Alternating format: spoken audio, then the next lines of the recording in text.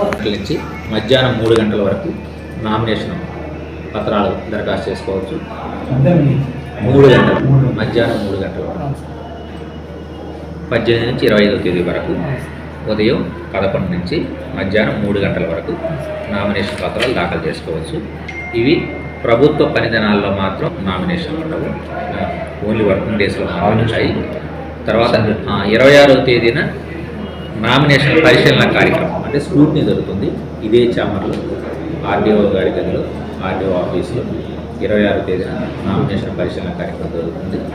తర్వాత 29వ తేదీ లోపల ఎవరైనా నామినేషన్ విత్డ్రాయల్ చేసుకోవాలనుకుంటే, అంటే ఉపసంహరించుకోవాలంటే మనకి 29వ తేదీ వరకు మనకి సమయం ఇవ్వడం జరిగింది. తర్వాత మే 13వ తేదీన మనకి ఎలక్షన్ జరుగుతుంది.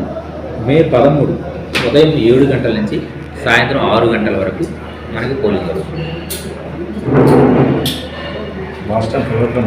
ఉదయం 7 గంటల నుంచి సాయంత్రం 6 గంటల వరకు సమయం ఇవ్వడం జరిగింది. పోలింగ్ సమయం మనకి ఆ రోజున పోలింగ్ జరుగుతుంది. స్థూలంగా ఈరోజు దీనికి సంబంధించింది కాబట్టి ఈ ఎలక్షన్ మనకి ఇచ్చారు కాబట్టి ఈ రోజు నుంచి అభ్యర్థులు ఎవరైతే తమ నామినేషన్ పత్రాలు దాఖలు చేస్తారో ఇప్పటి నుంచి వచ్చే ప్రతి ఎక్స్పెండిచర్ కూడా అభ్యర్థుల మీదే ఉంటుంది. దీనికి సంబంధించి మనకి ఒక అసెంబ్లీ అభ్యర్థి గరిష్ట వ్యయ పరిమితి 40 లక్షల రూపాయలు ఆంధ్రప్రదేశ్కి సంబంధించి, కాబట్టి 40 లక్షల రూపాయల వరకు తను వ్యయం చేసుకోవచ్చు. దానికి సంబంధించి వాళ్ళకి మనకి ఎక్స్పెండిచర్ రిజిస్టర్స్ కూడా మేము ఇస్తాము. డే టు డే ఎక్స్పెండిచర్స్ కూడా వాళ్ళు మనకి ఇక్కడున్న అకౌంటింగ్ టీమ్కి వాళ్ళు సబ్మిట్ చేయాల్సి వస్తూ ఉంటుంది. వాళ్ళు ఎంత ఖర్చు పెట్టారు ఏంటనే పూర్తి వాళ్ళకి ప్రతి 3 రోజులకి 4 షెడ్యూల్ ఇస్తారు. ఆ షెడ్యూల్ ప్రకారం వాళ్ళు ఇక్కడ అకౌంటింగ్ టీమ్కి ఇచ్చిన తర్వాత ఈ అకౌంటింగ్ టీం వాళ్ళు ఇచ్చిన ప్రతి లెక్కలన్నీ కూడా కరెక్ట్గా ఉన్నాయా లేదా, ప్రభుత్వం నిర్దేశించిన రేట్ల ప్రకారం వేశారా, ఎలా చేశారని కూడా పరిశీలన చేసి దాని ప్రకారం వాళ్ళ ఎక్స్పెండిచర్ని ఫైనలైజ్ చేస్తూ ఎప్పటికప్పుడు వాళ్ళకి ఏదన్నా డీవియేషన్స్ ఉంటే ఆ అభ్యర్థులు కూడా తెలియజేస్తూ ఎప్పటికప్పుడు ఎక్స్పెండిచర్ పూర్తి చేయడం జరుగుతుంది. తర్వాత మనకి ఈ ఎన్నికలకు సంబంధించి మనం అన్ని ఏర్పాట్లు పూర్తి చేయడం జరిగింది. ఆల్రెడీ ఇప్పటికే మనకి ఎలక్ట్రానిక్ ఓటింగ్ యంత్రాలు మొదటి ర్యాండమైజేషన్ పూర్తి చేసుకొని గుంతకల్ అసెంబ్లీ నియోజకవర్గానికి కూడా మనకి చేరుకున్నాయి.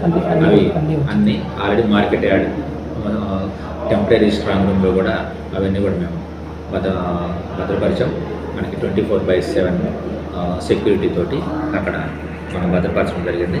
ఇవన్నీ కూడా మరలా మనం సెకండ్ ర్యాండమైజేషన్ చేసి పోలింగ్ ముందు రోజు పోలింగ్ పార్టీకి అందజేస్తాము. మే 12వ తేదీ, మే 13 పోలింగ్ జరుగుతుంది.